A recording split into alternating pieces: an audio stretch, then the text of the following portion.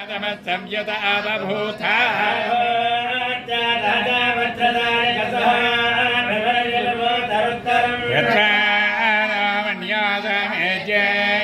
महाधनस्य होत संसृजे स्कन्धनभयं समाकृतमस्मभ्यो दत्तां वरुणस्य मन्यः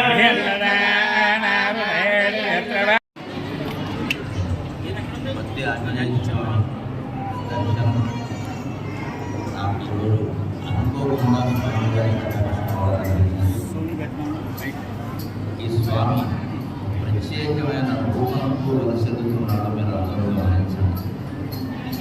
మధ్య చెట్టులో సహజంగా వెలసినటువంటి స్వామి చెట్టు స్వామి ఉద్దేశం ఏమిటంటే ఎండిపోయిన చెట్టు కూడా వందల పక్షులకు ఆశ్రయిస్తుంది. మీరు లోకంలో ఎండిపోయిన చెట్టు శిశువులు అన్ని ఆకులు రాలిపోయి మూడైపోయింది చెట్టు అంటే ఆ చెట్టు మీద ఆకుల శక్తితో సమానంగా పక్షులు.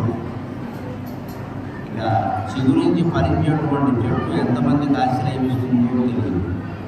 అలాగే మధ్య చెట్టులో వెలిసి నేను మీరందరికీ ఆశ్రయిస్తాను, రక్షణ కలిగిస్తానని చెప్పడానికి స్వామి ఏ క్షేత్రంలో లేని విధంగా ఇక్కడ ఒక చేత్తో ఫలాన్ని ధరించాడు, రెండో చేతితో గదని ధరించాడు.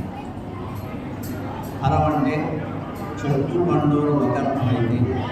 మీరు ఏం కోరుకున్నా నాకు చెబితే అది ఫలిస్తుంది అని ఇంకొక అర్థం. మన ఆవేదనలు, మన సమస్యలు, మన కోరికలు స్వామి ముందు చెబితే అవి తీరుతాయి. అవి మనకి ధర్మఫలాన్ని ఇస్తాయి ఖచ్చితంగా. రెండవది ఆ కోరికలు కోరేటప్పుడు ఆ ఫలం మన అనుగ్రహించేటప్పుడు మనస్సు ఒక్కదారి పట్టకుండా ఉండాలి అంటే కాస్త గద అనేటువంటి ఆయుధాన్ని ఆయన ధరించిన దాన్ని మనం చూడాలి. ఆంజనేయ స్వామి ఎంత శక్తిమంతుడో అంత ధర్మానురక్తి కలిగిన వాడు. ఆయన మానవుల్ని రక్షిస్తాడు, దేవతల్ని రక్షిస్తాడు, కానీ రాక్షసులను భయంకరంగా శిక్షిస్తాడు. అందుకని మన జీవితంలో ఒక మంచి ఫలాన్ని ఇవ్వడమే కాకుండా మనకు రక్షణ కల్పించడానికి రాక్షస ప్రవృత్తుల నుంచి కలియుగంలో వ్యక్తమవుతున్న అనేక రకాల దుర్మార్గాలు, దౌర్జన్యాలు, సైబర్ నేరాలు, అనేక రకాల వాటి నుంచి మనకు రక్షణ కలిగించడానికి ఆయన గదని ధరించాడు.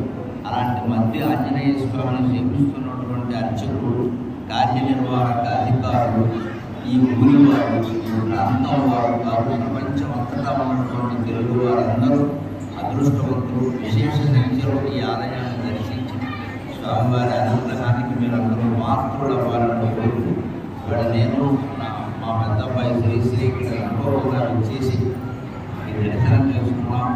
ఈ ఫలితం మాకు ఎటువంటి ఆనందాన్ని కలిగిందో మీకు అటువంటి ఆనందాన్ని కలిగించాలని